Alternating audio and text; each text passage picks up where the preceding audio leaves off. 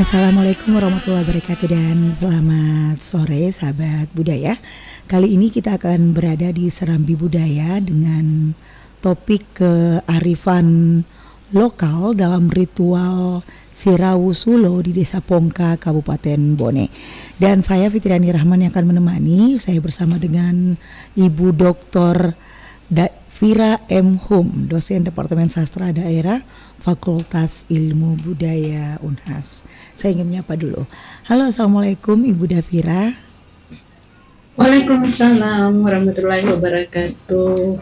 Iya, senang sekali tentunya di sore hari ini kita bisa berjumpa. Alhamdulillah dalam keadaan sehat ya Ibu Dafira ya. Ya alhamdulillah sehat. Iya, ini yang menarik nih Bu Dafira. Kita bicara tentang kearifan lokal, jadi lebih ke lokal wisdom kita ya, bahwa masih ada ritual yang diselenggarakan di daerah, khususnya di Desa Pongka, Kabupaten Bone tentang Sirawu Sulo.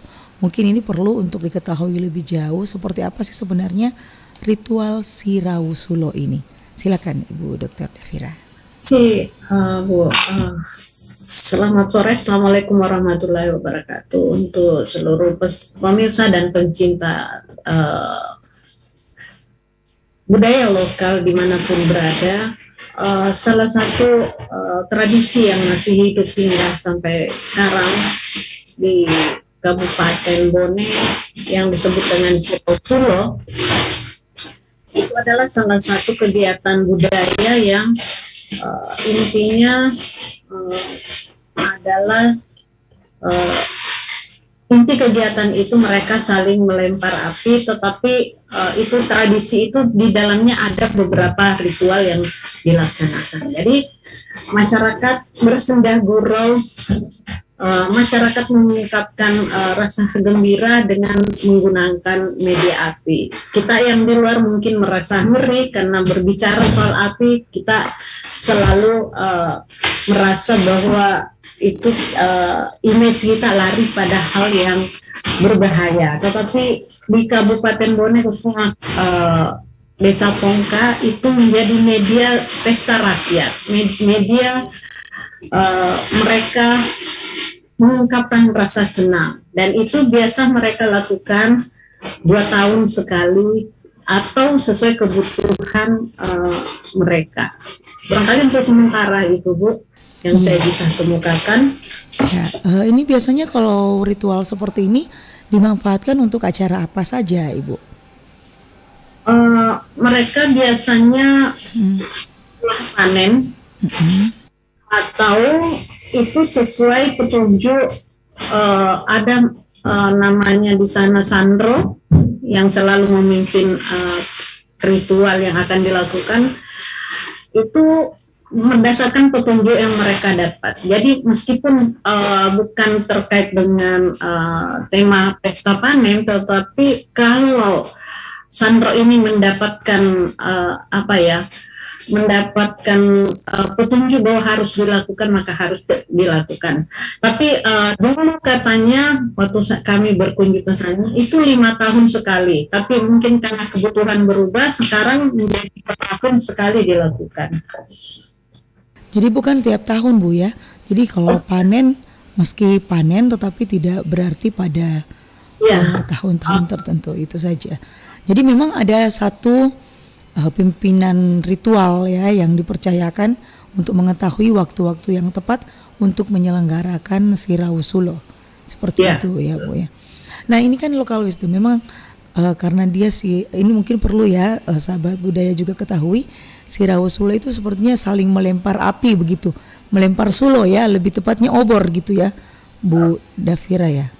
Obor dibuat dari daun kelapa yang kering, diikat, kemudian mereka satu ikat itu terisi 25 lembar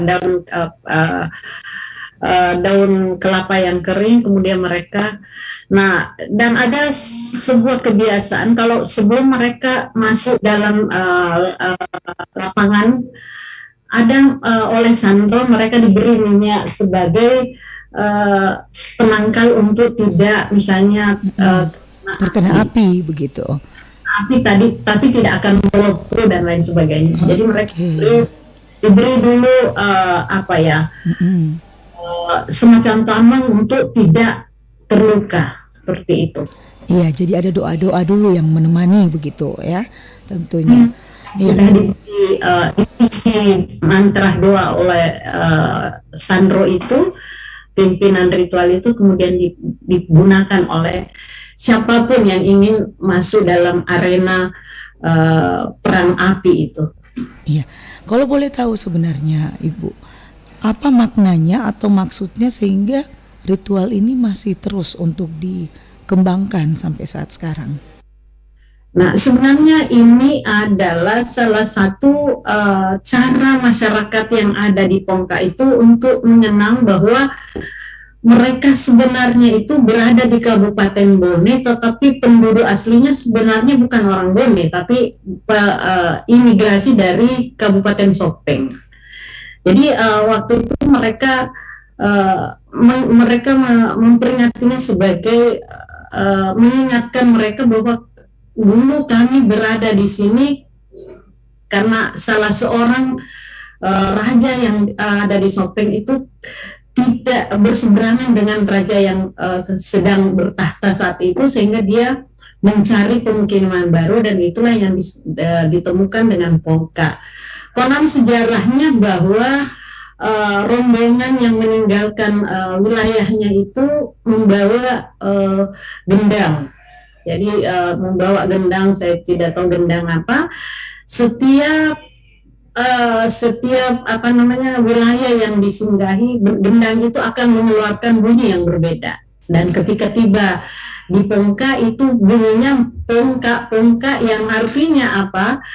Pong itu adalah pohon, ka dalam bahasa Bugis itu ada. Jadi dia beranggapan bahwa disinilah kehidupan akan berawal. Di sana kehidupan mereka akan berawal dan akhirnya masuk di wilayah Kabupaten Bone. Demikian yang kami dapatkan dari informasi dari penduduk setempat dan masyarakat yang ada di sana. Iya, jadi sejarahnya itu orang Sopeng ya yang ada dan kemudian bermukim pertama kali di daerah Pongka ini. Nah, yang menarik ya karena yang dibuat dalam ritual ini adalah sulu api ya. Dan tadi memang harus 25 lembar ya, Ibu ya. Iya. Ini mungkin supaya apinya tidak langsung mengenai begitu ya, jadi agak lama untuk bisa. Nah, mungkin perlu apakah dalam proses yang dilakukan ini membutuhkan orang-orang ahli ataukah masyarakat siapa saja bisa melakukan ritual seperti ini, Bu?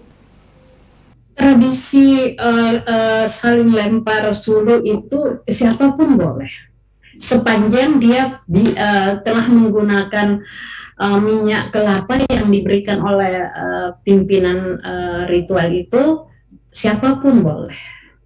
Jadi tidak dibatasi bahwa hanya orang yang punya tanda petik, orang yang punya ilmu dan lain sebagainya. Tetapi siapapun berhak sepanjang dia sudah memperoleh olesan minyak. Jadi minyak dioles sendiri, saya lihat oleh siapa yang ingin bergabung pada perang itu. Jadi itu betul-betul melayang dan mereka saling melempar. Seperti itu. Jadi seru ya sebenarnya kalau prosesnya terjadi dilihat dengan mata kepala sendiri gitu. Tapi sebelum sampai pada puncak itu, beberapa ritual yang mereka lakukan mengunjungi beberapa tempat untuk mengenang leluhur mereka, bahwa mereka awalnya tiba di tempat ini. Kemudian kalau tidak salah 6 titik yang mereka harus kunjungi, karena itu mengingatkan mereka bahwa leluhur mereka berasal dari sini. Dan terakhir kalau tidak salah itu kuburan yang mereka anggap orang tertua yang pernah berdomisili di tempat tersebut. Oke. Berarti ini sebenarnya ada prosesi-prosesi yang dilewati sebelum sampai ke ritual Sirawosulo ini. Cuma memang kalau di puncak acaranya itu bertepatan dengan waktu panen begitu, Bu? Iya, bukan bertepatan waktu panen. Seperti saya katakan tadi bahwa itu tidak terikat pada kalau kebetulan bertepatan dengan panennya itu boleh. tetapi prosesi itu dilakukan sebelum masuk pada pesta lempar suluh. Jadi sebelumnya itu sore mulai mereka berjalan sambil diiringi gendang. Mereka mengenang bahwa dulu leluhur kita datang ke sini itu hanya dibarengi dengan gendang. Jadi ada memang penabuh gendang 2 orang, kemudian keliling kampung. Jadi batas-batas wilayah itu semua didatangi gitu ya. Juni, kemudian di situ mereka memanjatkan doa. Iya, oke. Jadi bentuknya saya bisa membayangkan ini sepertinya ada arak-arakan begitu, Ibu ya, yang kemudian mendatangi. Yang lebih menarik lagi di arakan itu bukan hanya arakan orang-orang, tetapi juga membawa kurung ayam. Jadi ada kurungan ayam khusus dibuat untuk dibawa bersama dengan iringan-iringan itu. Jadi mereka secara sukarela membawa yang kemudian ayam itu nanti akan disembelih untuk dimakan pada puncak acara. Karena Sirausula ini dilakukan 3 malam berturut-turut. Oh, jadi bukan bahwa hari itu harakan terus kemudian malamnya ada ritual Sirausula, bukan ya. Jadi ada 3 hari yang dimanfaatkan untuk prosesi. Jadi yang jelas prosesi ritual Sirausula diselenggarakan bukan setiap tahun ya. Perkembangannya 2 tahun sekali atau 3 tahun sekali gitu ya, Bu Davira. Dan ketika berproses itu diawali dengan arakan.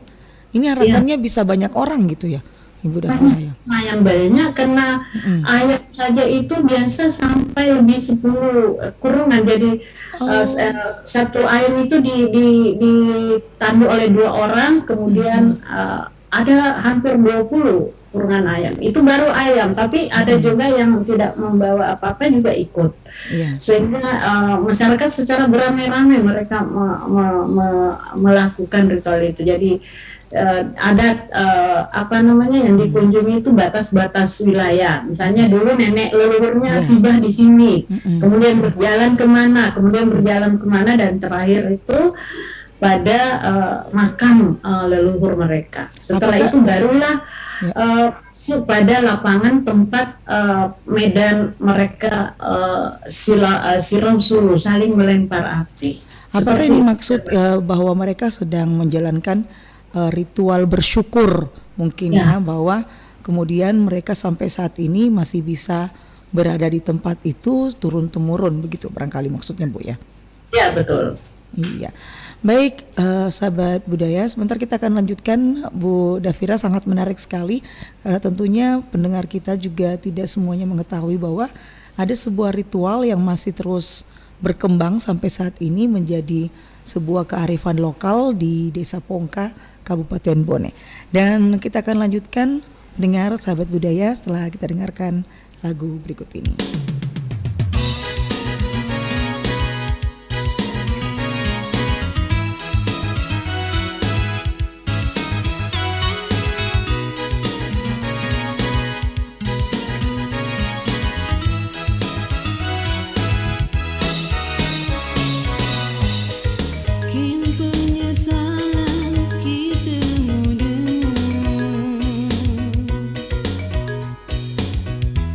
Manis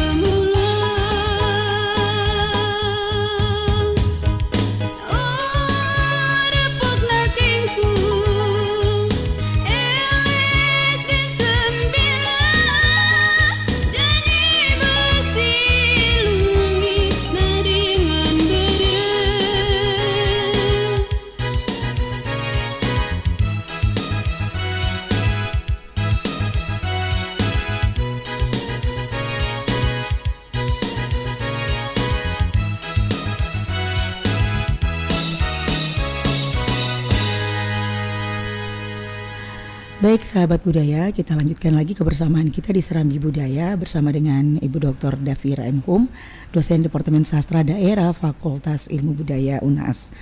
Nah, Ibu Davira, ini menyenangkan ya tentunya karena kita baru saja lebih banyak mengenali tentang ternyata begitu banyak kearifan lokal yang tentunya perlu diketahui oleh generasi pelanjut kita.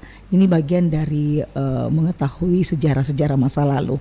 Nah, bicara soal ritual Sirawusulo, ini kan tadi sudah dijelaskan bahwa ini sepertinya adalah kegiatan rutin yang dilakukan oleh masyarakat Desa Pongka sebagai bagian dari rasa syukur karena mereka kemudian bisa turun-temurun hidup di Desa Pongka sampai saat ini, meskipun sebenarnya tidak berasal asli dari wilayah Bone, tetapi lebih dari Kabupaten Sopeng. Nah, perlu mungkin untuk kita ketahui lebih jauh nih Ibu Davira, bagaimana kemudian ritual ini akhirnya bisa untuk terus-menerus dilestarikan begitu. Karena kan tadi disampaikan bahwa ada dukun pemimpin ritual ya. Ini tentunya bukan orang yang sembarangan dipilih. Ya, bukan mungkin ada prosesnya juga untuk memilih siapa yang akan memimpin ritual. Mungkin perlu sedikitnya dijelaskan. Ya. Jadi ini pimpinan ritual oleh masyarakat setempat disebut dengan Sandrowanua, dan mereka lah beliaulah yang menentukan kapan pelaksanaan acara dan bagaimana prosesnya. Jadi tentu juga pemilihannya tidak dilakukan seperti pemilihan yang sering kita lihat sekarang. Tentu mereka sesuai dengan kapasitas, sesuai dengan sesuai dengan petunjuk. Sekali lagi selalu mereka berpedoman pada petunjuk yang mereka terima. Jadi Sandrowanua juga ini memiliki seorang asisten. Nah, saya belum menelusuri lebih jauh apakah setelah Sandrowanua ini misalnya besok lusa tidak apakah otomatis sekretaris pendampingnya itu dijadikan Sandrowanua atau bagaimana, itu saya belum dapat informasinya. Nah, sesuatu yang bisa dipetik dari kegiatan ini bahwa sebenarnya masyarakat Pongka itu menjadikan kegiatan ini, menjadikan tradisi ini sebagai beberapa media yang menjadi local wisdom, yang menjadi yang bisa dijadikan mungkin contoh bagi kita bahwa kegiatan ini di samping meneruskan tradisi dengan ritual mereka, tetapi yang bisa dipetik bahwa dalam kegiatan ini yang paling menonjol adalah sikap solidaritas masyarakat. Jadi semua dilakukan secara ikhlas, semua dilakukan secara bersama-sama, bergotong royong, kemudian tanpa diperintah, mereka bisa melakukan kegiatan ini. Kemudian juga kegiatan ini dijadikan sebagai media silaturahim. Jadi ketika Sandrowanua sudah menetapkan waktu pelaksanaan, jadi siapapun masyarakat dari desa ini yang merantau itu akan kembali pada hari pelaksanaan itu. Jadi mereka bahkan menurut informasi dari masyarakat bahwa kegiatan Sirawusulo ini, tradisi silaturahim justru lebih meriah dibanding ketika hari raya Idul Fitri atau hari raya Idul Adha. Jadi mereka menggunakan justru momen ini mudik untuk bersilaturahim.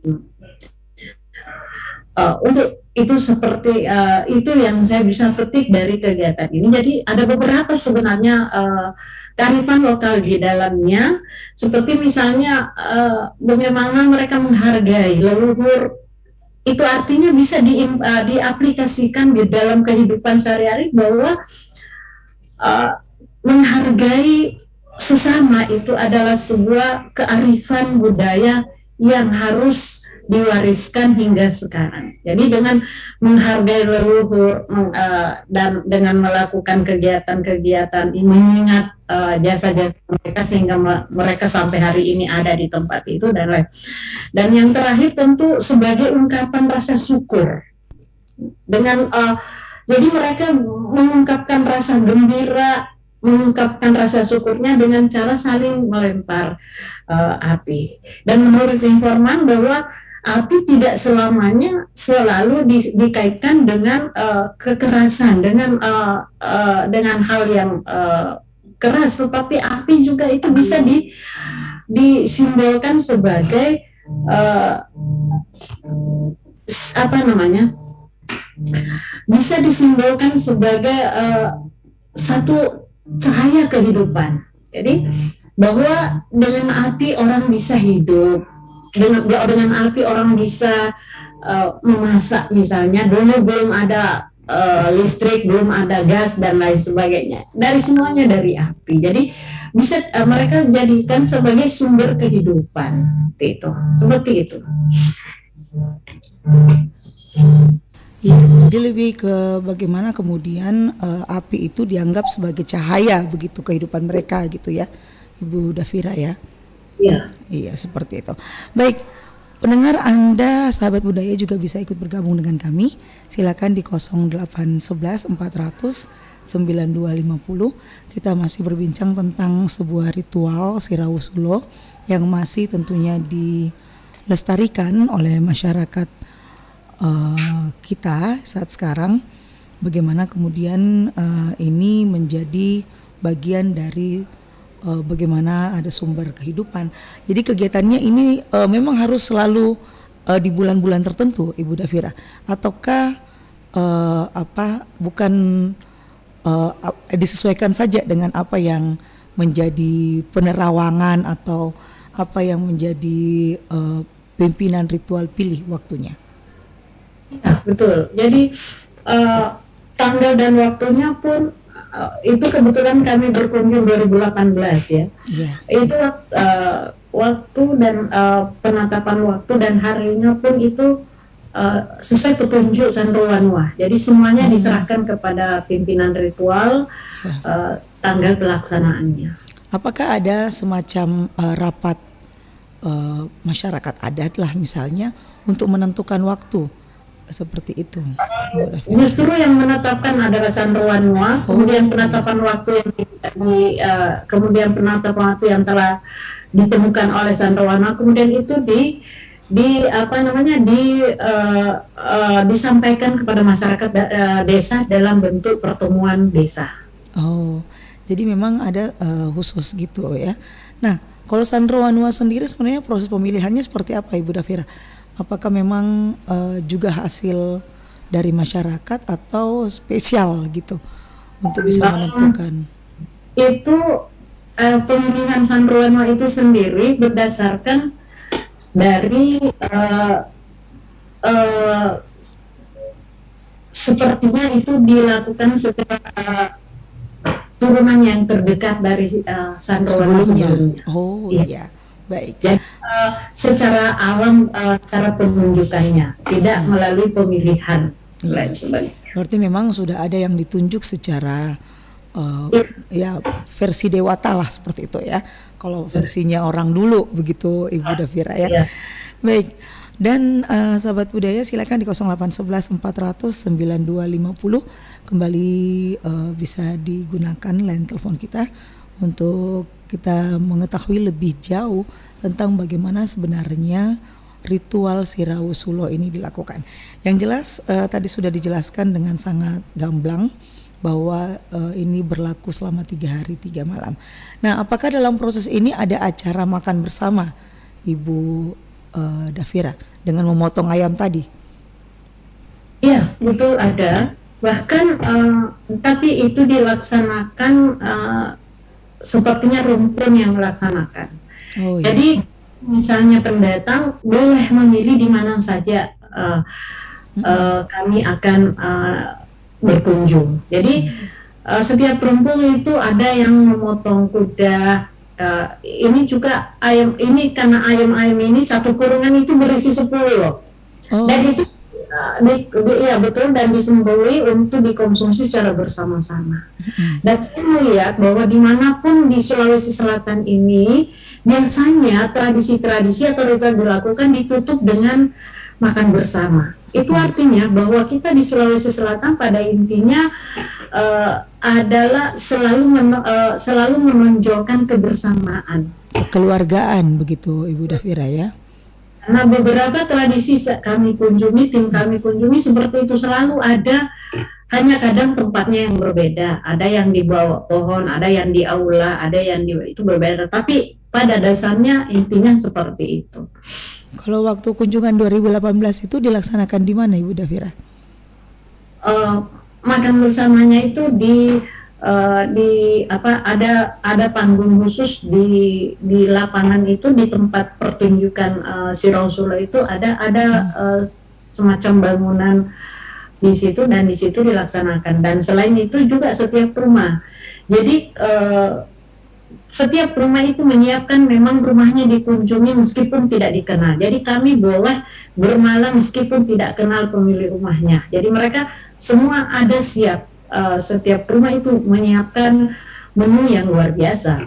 Iya, berarti masyarakat yang ada di luar dari Desa Pongka yang tertarik untuk melihat proses ritual Sirausulo dan akhirnya nanti akan bermalam atau menginap di Desa Pongka tidak perlu khawatir, begitu Bu Dafira ya, karena masyarakat sepertinya terbuka.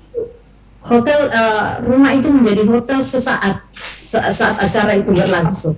Iya, dan asiknya lagi karena lengkap dengan menu-menu spesialnya, begitu. Jadi sepertinya mereka memang melampiaskan semua kesyukuran mereka dengan cara begitu. Jadi kami waktu itu menginap di rumah yang kami tidak sama sekali kenal. Ketika kami ditanya sudah punya tempat nginap, kami jawab belum, maka kami dipersilahkan ke rumah mereka. Sekali pastinya. Nah, kalau boleh tahu, karena ini kan Sulo itu api gitu ya, biasanya api sangat sinkron dengan malam hari. Apakah memang ritual Sirausulo ini harus dilakukan di malam hari? Iya, itu selalu dilakukan pada malam hari. Iya. Dan itu ada satu transformasi budaya terjadi menurut masyarakat tokoh adat di sana, bahwa awalnya itu kalau siang hari dilakukan sebenarnya pembersihan kerja bakti bersama. Jadi ada masyarakat harus membersihkan, tapi sekarang diubah dengan cara melakukan lomba sepak bola. Jadi acara puncak itu 1 minggu sebelumnya mereka sudah adakan rangkaian begitu, yang kemudian mengundang dari kampung tetangga sebelah. Tetapi menurut tokoh adat yang kami wawancarai, bahwa dulu tidak seperti itu. Kami harus membersihkan betul-betul wilayah kami.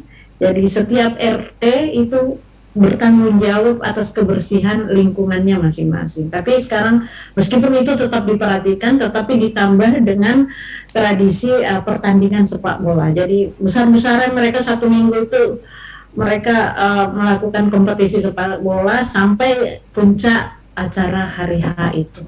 Iya, menarik sekali.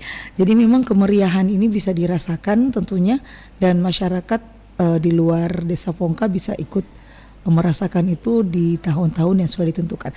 Kalau boleh tahu, apakah 2021 atau 2022 nanti ini akan ada ritual ini lagi, Bu Dafira? Belum mendapat informasi dari kepala desa setempat.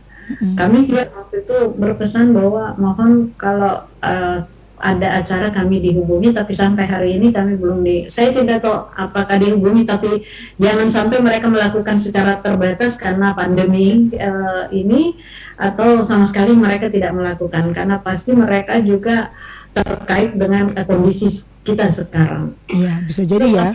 Saya belum dapat informasi apakah tetap berlangsung atau berlangsung secara tertutup karena kondisi pandemi, tapi secara besar-besaran kami belum dapat info tentang kegiatan ini. Ya, bisa jadi mungkin ya karena memang sejak tahun 2020 ya kita kemudian terkena pandemi, dan akhirnya memang tidak boleh berkumpul. Mungkin ini yang menjadi halangan sehingga proses itu tidak dilaksanakan. Belum dilaksanakan barangkali ya. Baik, kita akan lanjutkan lagi sebentar. Ibu Dafira, menarik sekali, dan sahabat budaya juga bisa ikut bergabung di 0811 400 9250.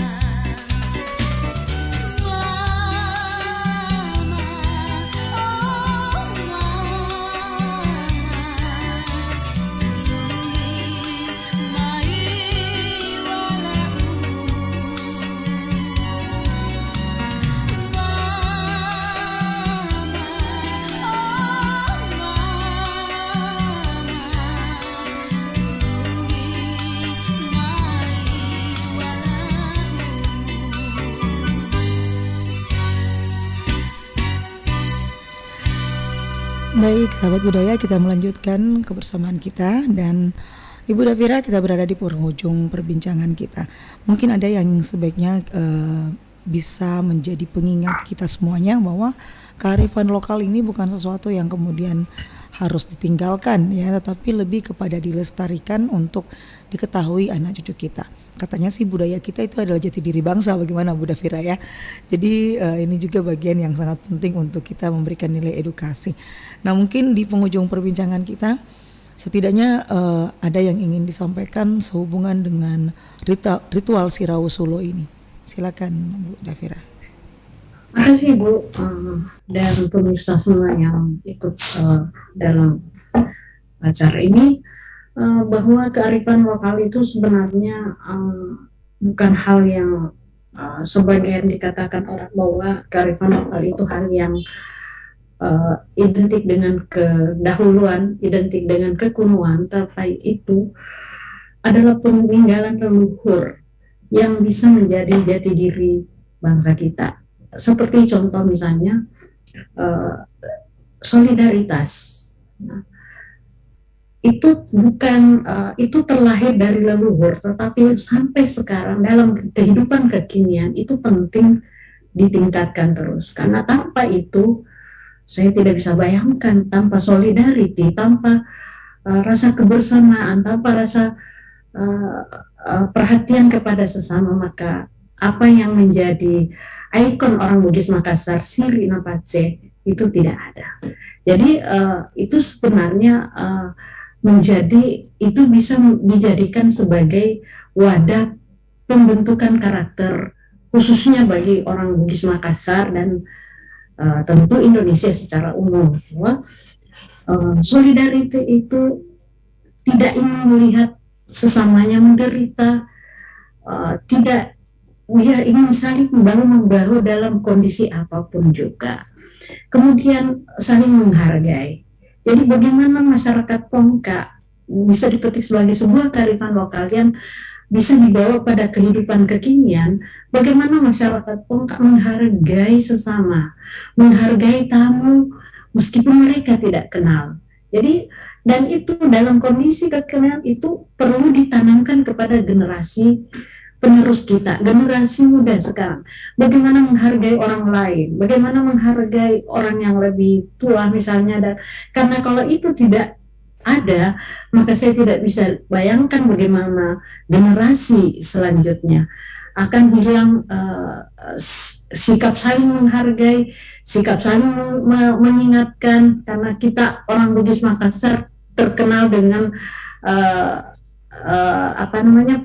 apakah itu pepatah, apakah itu pesan, maka mengatakan bahwa si pakainga kalau Bugis Makassar mengatakan si pakainga, orang Bugis si pakalebi, orang Makassar mengatakan si pakala diri, dan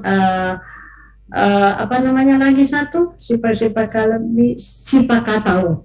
Nah, bagaimana saling memanusiakan, bagaimana melihat sesama kita sebagai orang yang patut juga dihargai. Jadi kalau itu tidak ditanamkan mulai dari sekarang, saya tidak bisa bayangkan.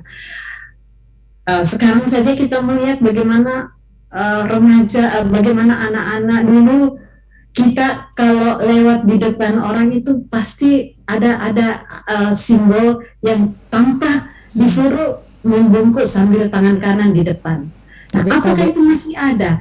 Itu salah satu media saling menghargai. Bagaimana kita menghargai orang yang sedang duduk kemudian kita lewat di depannya. Kemudian budaya tabe itu juga menjadi satu sikap saling menghargai. Nah, apakah itu masih ada pada zaman sekarang? Dan itu dibutuhkan pada kekinian. Anak-anak sekarang tidak tertutup menginjak kita baru mengatakan tabe. Padahal dulu itu sebelum kelas 1 baru sebelumnya itu sudah tabe. Dalam bahasa Indonesia permisi kan. Sekarang anak-anak nanti diinjak betis kita, paha kita, baru dia mengatakan tabe. Nah, ini semua kearifan budaya lokal ini semua yang harusnya dijadikan media dalam pendidikan karakter, agar jati diri bangsa kita semakin bermartabat. Jadi misalnya bagaimana generasi sekarang, apalagi sekarang luar biasa pengaruh gadget, pokoknya itu HP luar biasa pengaruhnya, itu sampai di pelosok itu sudah menjamu. Jadi kalau kita tidak kuatkan pada budaya lokal, saya berpikir saya tidak bisa bayangkan bagaimana 5 tahun ke depan, apalagi 10 tahun ke depan. Seperti itu, Bu. Iya, terima kasih nih Ibu Davira. Jadi setidaknya memang generasi kita tentunya diharapkan bisa lebih mengenali jati diri bangsa lewat kearifan lokal yang terus dikembangkan dalam kehidupan keseharian kita. Ini bukan sesuatu yang harus dihilangkan, tetapi tentunya perlu untuk dilestarikan, menjadi mengingat sejarah ketika kita kemudian punya nilai-nilai leluhur tadi, diantaranya solidaritas tadi, gotong royong diantaranya kekeluargaan gitu ya, dan juga banyak hal tadi. Baik, terima kasih banyak atas waktunya Dr. Davira M. Hum, dosen Departemen Sastra Daerah Fakultas Ilmu Budaya ya Unhas. Semoga di lain kesempatan kita bisa berjumpa lagi Bu, tentunya lebih mengulik banyak tentang kearifan lokal yang sedang berkembang di Sulawesi Selatan. Terima kasih atas kebersamaannya. Assalamualaikum. Waalaikumsalam warahmatullahi wabarakatuh, dan selamat sore untuk semua pemirsa. Baik, dan sahabat budaya, demikian juga kebersamaan saya dengan Anda di Serambi Budaya. Tentunya tema kita kearifan lokal dalam ritual Sirawusulo di Desa Pongka, Kabupaten Bone.